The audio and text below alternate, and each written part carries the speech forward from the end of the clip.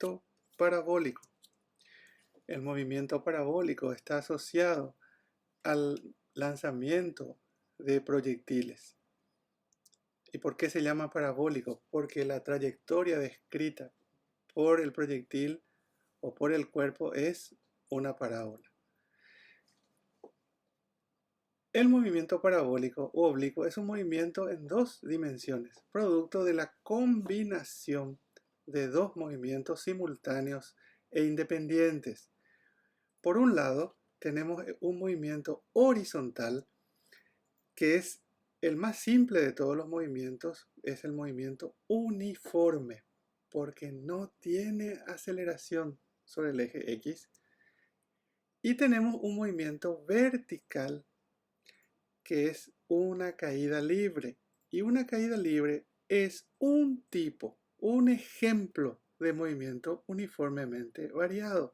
Es decir, es un movimiento con aceleración constante. Los problemas que vamos a analizar se refieren a aquellos en los cuales se nos va a pedir la velocidad que tiene el móvil, el cuerpo, en un instante dado y dónde está el móvil en ese instante. Bueno, entonces vamos a desglosar el movimiento parabólico en dos partes. Vamos a analizar primero el movimiento horizontal y luego vamos a analizar el movimiento vertical.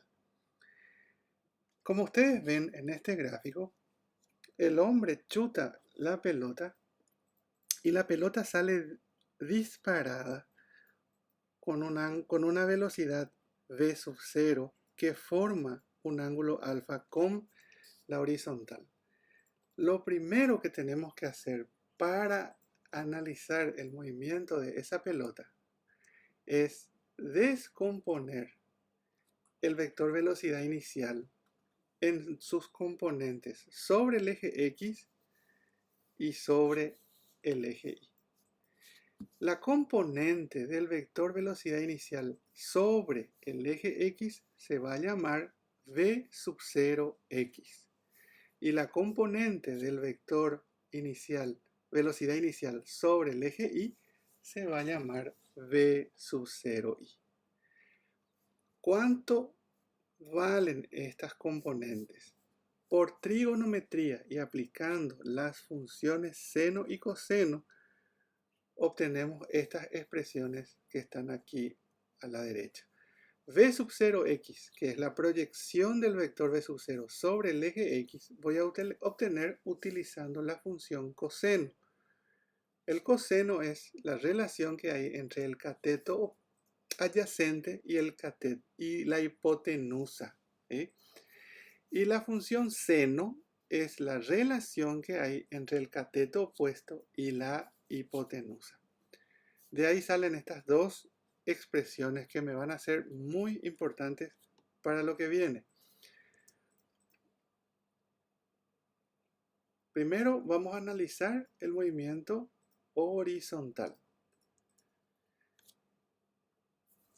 La velocidad en función del tiempo, la ecuación horaria de la velocidad que vimos en cinemática lineal es igual a v sub x, la velocidad, igual a v sub 0x, la velocidad inicial sobre el eje x, más aceleración sobre el eje x por tiempo. Esa es la expresión general. Pero nosotros sabemos que la aceleración sobre el eje x es 0. ¿Por qué la aceleración sobre el eje x es 0? Porque no hay ninguna fuerza externa neta actuando sobre el cuerpo en esa dirección. En el movimiento parabólico estamos ignorando, estamos dejando de lado la fricción o el rozamiento con el aire. Entonces no hay ninguna fuerza actuando en el eje horizontal. Y si no hay ninguna fuerza actuando, no hay aceleración. Por lo tanto, esa expresión se simplifica y nos queda que la velocidad sobre el eje X o la componente de la velocidad sobre el eje X es igual siempre a v sub 0x, o lo que es lo mismo, a v sub 0 por coseno de alfa. Y fíjense que en esa expresión final no aparece el factor t, el factor tiempo. La componente horizontal de la velocidad es constante, no cambia en el transcurso del tiempo, siempre tiene el mismo valor. V sub x es igual a v sub 0 por coseno de alfa. Esta formulita es lo importante.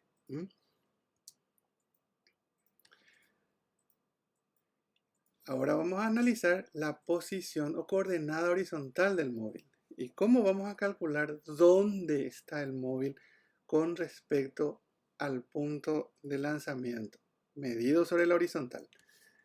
Tenemos ahí la función horaria de la posición. X es igual a x sub 0 más v sub x por t. ¿Qué es x sub 0? Es la posición inicial dentro del marco de referencia, cuál es el punto desde donde estamos lanzando el proyectil, el cuerpo, lo que sea. Reemplazo v sub x por la expresión que obtuvimos hace un rato al descomponer el vector v sub 0. ¿Sí?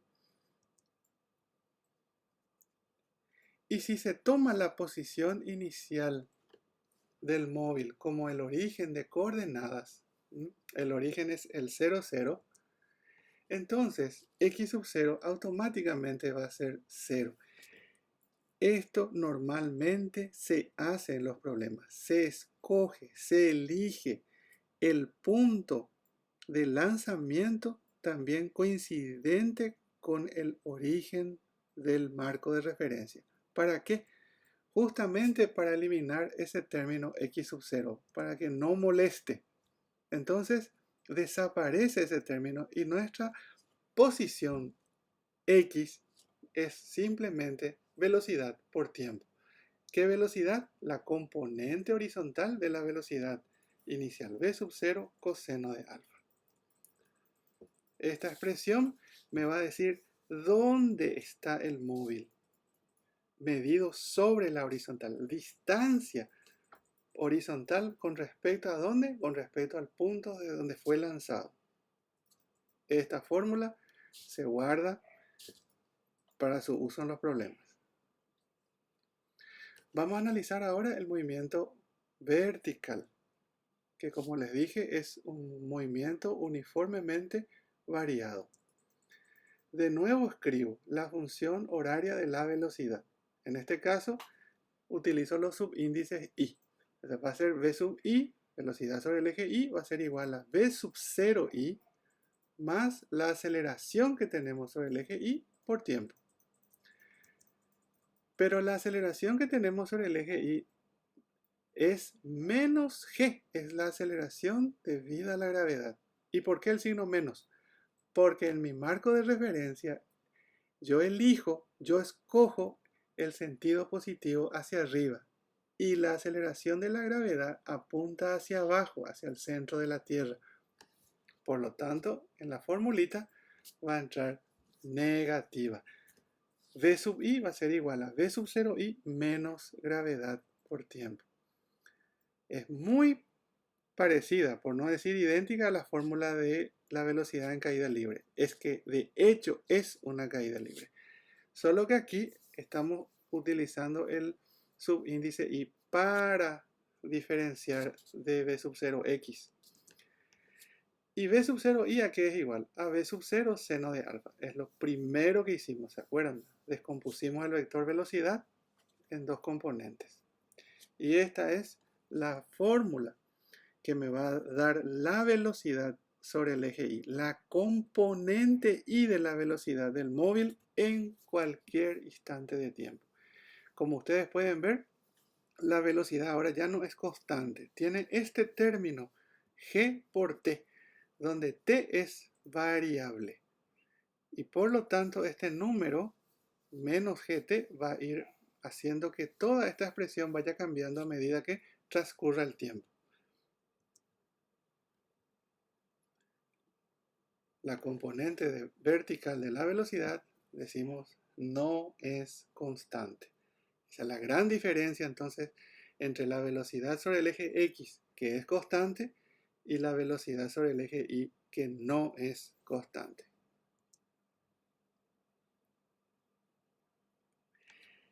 Y para obtener la velocidad del móvil en cualquier instante, tenemos que aplicar Pitágoras. ¿Por qué?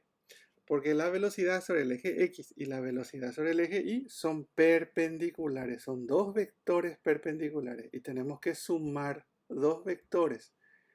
Y la suma vectorial de dos vectores perpendiculares se puede obtener utilizando el teorema de Pitágoras. El término b sub x es constante, mientras que el término b sub y es variable.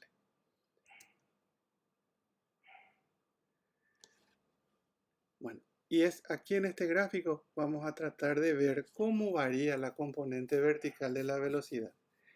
Aquí en azul tenemos el vector velocidad inicial, que se descompone en una velocidad inicial sobre el eje X, que estoy señalando aquí con el puntero, y aquí una velocidad sobre el eje Y, que vamos a llamarle v sub 0i. A medida que sube el proyectil, ¿qué ocurre con la velocidad?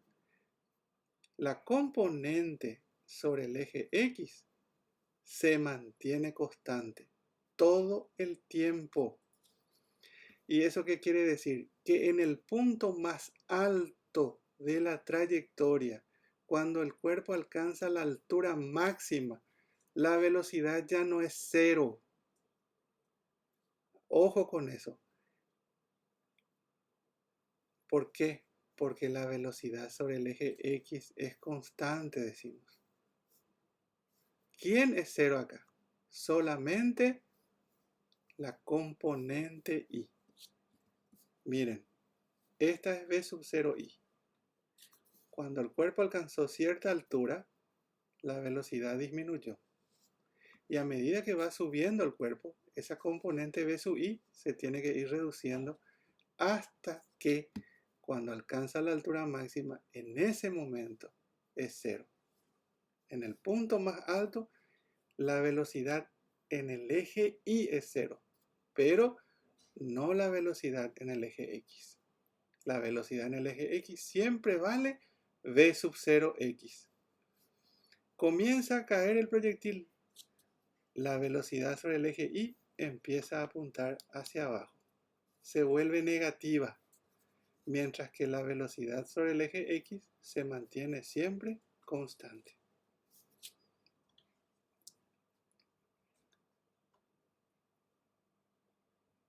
Vamos a ver el mismo gráfico. Acá tenemos otro gráfico similar, ¿sí? Acá se nota un poco mejor que la componente Y de la velocidad va disminuyendo hasta hacerse cero en este punto, en el punto más alto. La componente X, que acá está marcada como v sub x, se mantiene siempre constante, no cambia. Y ese es el concepto, o estos son los dos conceptos que son claves para resolver todos los problemas de movimiento parabólico.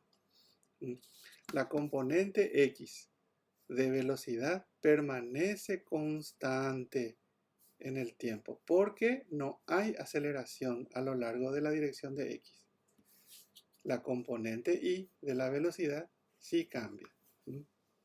Se puede ver eso. Aquí apunta hacia arriba, va disminuyendo, acá se hace cero y acá empieza a hacerse negativo hasta llegar a otra vez el cuerpo a tierra.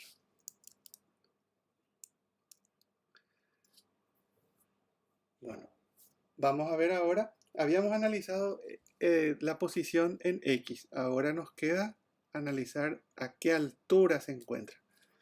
La altura o coordenada vertical del móvil va a estar dada por esta fórmula, ¿verdad? La ecuación cuadrática. Y es igual a I sub 0 más B sub 0 I por T menos 1 medio GT al cuadrado. Donde I sub 0, ¿qué es? Es la altura inicial. Estamos considerando el caso más general, porque el cuerpo no necesariamente tiene que partir del suelo. Puede ser que estemos lanzando desde la azotea de un edificio, desde un balcón, desde un lugar elevado, y nuestro marco de referencia, nuestro nivel horizontal de referencia es el suelo. Entonces, si se lanza desde una altura inicial, eso va a estar representado aquí por I sub 0. V sub 0 I es la componente de la velocidad inicial sobre el eje Y. Muy bien. Reemplazamos V sub 0 I por su expresión calculada al principio de la clase, que dijimos que es V sub 0 por seno de alfa. Es todo el cambio que vamos a hacer. Y nuevamente, si se toma la posición inicial del móvil como el origen de coordenadas, vamos a tener que I sub 0 es 0. Esto se hace por conveniencia. Siempre que se pueda, vamos a elegir el origen del marco de referencia coincidiendo o coincidente con el punto de lanzamiento. Y entonces, este término que está acá se va a simplificar, va a hacerse 0, va a desaparecer y nuestra ecuación va a tener este aspecto. Y esta ecuación nos va a dar la altura en función de ¿quién? En función del tiempo.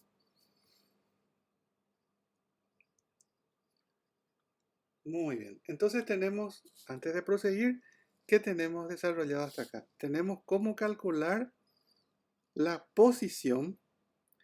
Siempre que nos pida la posición, el problema tenemos que darle dos valores, dos coordenadas.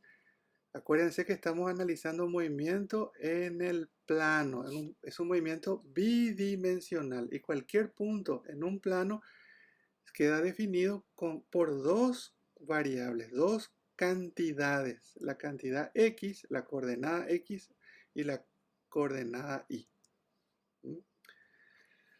Y tenemos de paso también las velocidades. ¿Cómo se calcula la altura máxima que alcanza el móvil? Con relación al nivel horizontal desde el que es lanzado.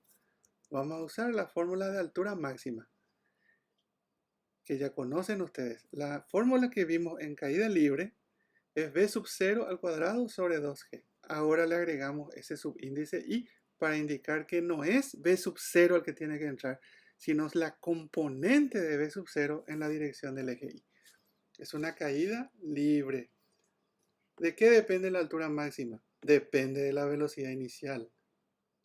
A mayor velocidad inicial, mayor altura va a alcanzar.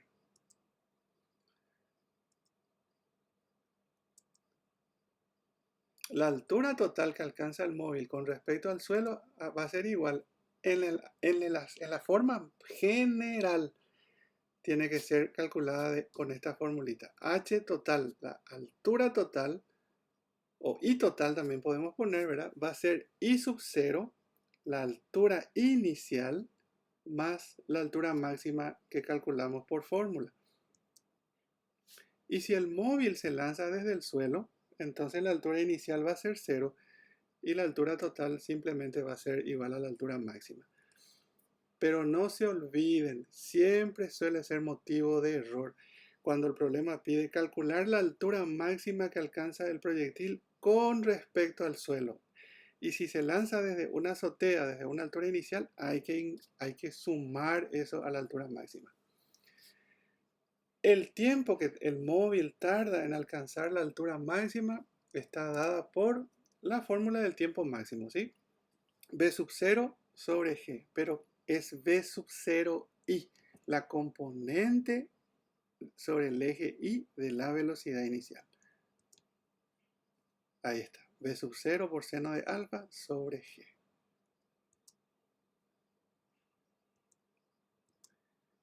Y el tiempo total, ¿a qué le llamamos? Al tiempo que el móvil se encuentra en movimiento. El tiempo total, ¿a qué va a ser igual? Al tiempo de subida más el tiempo de bajada.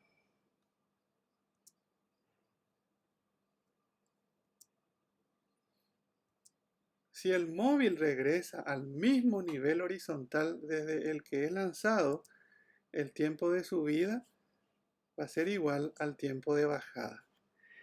Esto es cierto solo si el móvil regresa al mismo nivel horizontal. Repito eso, gente, porque es muy importante. El tiempo de subida es igual al tiempo de bajada solo en este caso. Y solo en este caso, el tiempo total entonces va a ser 2 veces el tiempo máximo. Porque nosotros le llamamos tiempo máximo al tiempo que tarda en alcanzar la altura máxima. Y en el retorno consume el mismo tiempo. O sea, va a ser 2 veces el tiempo máximo. Ese va a ser el tiempo total. 2 veces b sub 0i sobre g o 2 veces b sub 0 seno de alfa sobre g. Atiendan que este 2 se puede poner perfectamente aquí en el numerador de la fracción. Sin problema.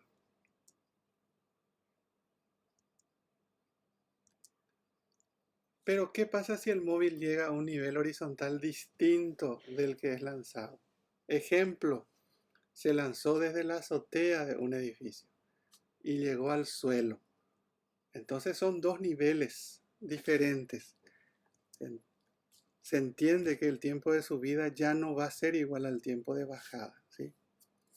Es más, no hace falta que baje el proyectil. ¿Qué pasa si yo lanzo desde la azotea, desde el balcón de un edificio y lanzo a un edificio que está más alto?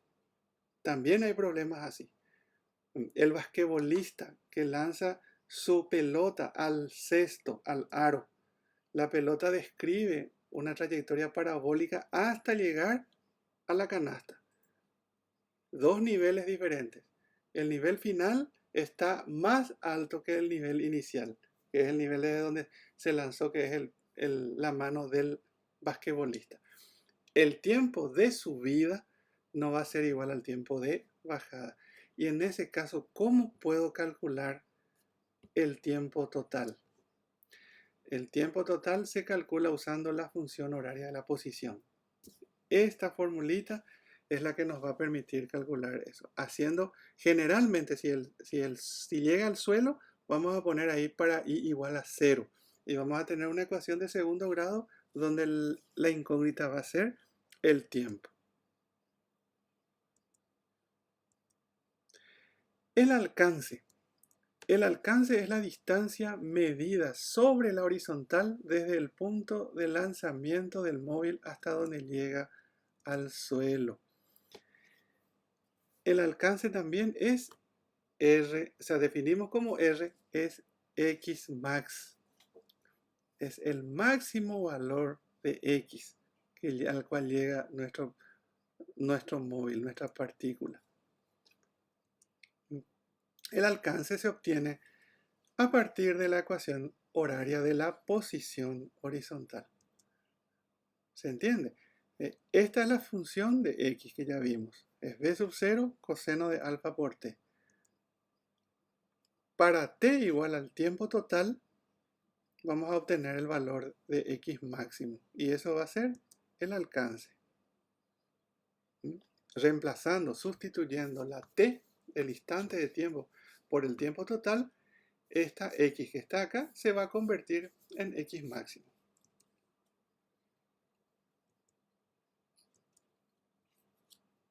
Vamos a analizar el caso más sencillo, que el móvil regresa al mismo nivel horizontal desde el que es lanzado.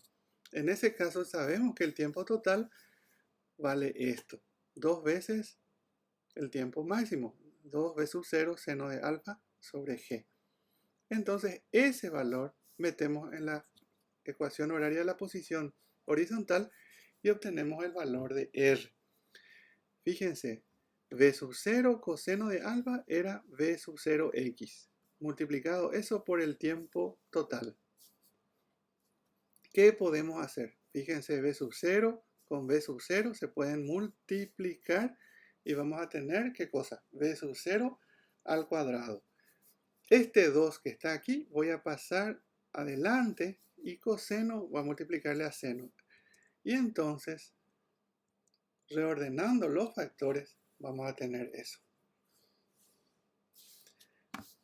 2 seno de alfa coseno de alfa se puede sustituir por identidad trigonométrica. Es el seno del arco doble, seno de 2 alfa. Y por lo tanto, el alcance máximo, el alcance simplemente, va a ser b sub 0 al cuadrado, seno de 2 alfa sobre g. Esta expresión del alcance es válida únicamente si el móvil llega al mismo nivel desde el que es lanzado. Es la única restricción que tiene. Si el móvil es lanzado desde la azotea de un edificio y llega al suelo, no podemos usar esta fórmula del alcance. Vamos a tener que calcular utilizando la X, cargándole el valor del tiempo total. Pero vamos a usar la fórmula larga, más el camino largo. No podemos aplicar directamente esta fórmula. ¿De qué depende el alcance? Si se fijaron en la fórmula, obviamente depende de la velocidad inicial v sub 0. A mayor velocidad, más lejos va a llegar nuestro proyectil, ¿verdad? Y del ángulo alfa, el ángulo de lanzamiento. Muy bien, si la velocidad inicial de lanzamiento es constante, entonces el alcance solo depende del ángulo de lanzamiento. ¿Se entiende? Si yo fijo la velocidad inicial, si ya no cambia la velocidad inicial, entonces el único factor que va a estar cambiando ahí o que puede cambiar es el ángulo de lanzamiento. Y entonces surge una pregunta. ¿Cuál es el valor del ángulo alfa con el que se obtiene el alcance máximo? Una pregunta que se hace el que va a lanzar un proyectil, ¿verdad? ¿Con qué ángulo tengo que disparar para obtener el máximo alcance? Y el máximo valor, entonces, que puedo obtener, me tengo que fijar en la función seno, porque esa es la que está mandando ahí en la fórmula del alcance de R. ¿Cómo varía la función seno? La función seno es como una olita que va adquiriendo valores. A medida que el ángulo cambia de valor, la función también va cambiando. Para seno de 0 grados, nosotros tenemos, o sea, para un ángulo de 0 grados, el seno de 0 va a valer 0. Y va a alcanzar su máximo valor cuando el ángulo valga 90 grados. Y ahí vamos a tener un valor de la unidad.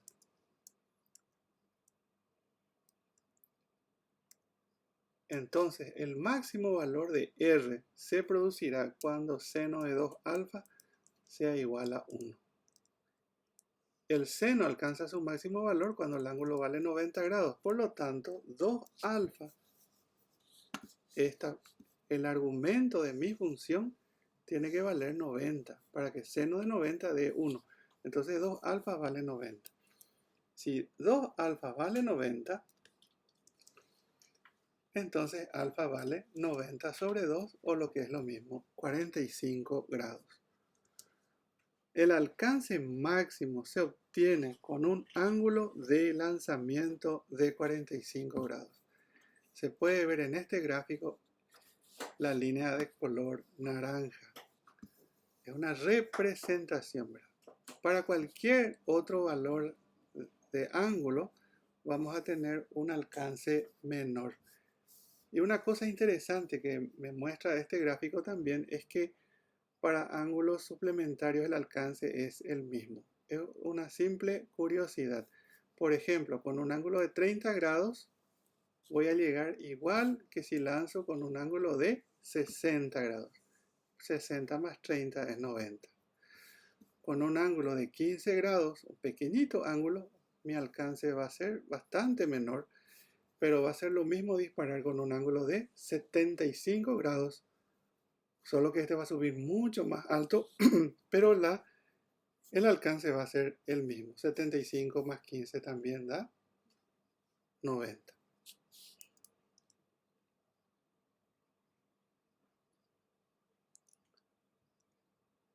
Estamos. Entonces dice aquí, el mismo gráfico, ¿verdad? Se obtienen alcances iguales para ángulos de lanzamiento que difieren de 45 grados en la misma cantidad.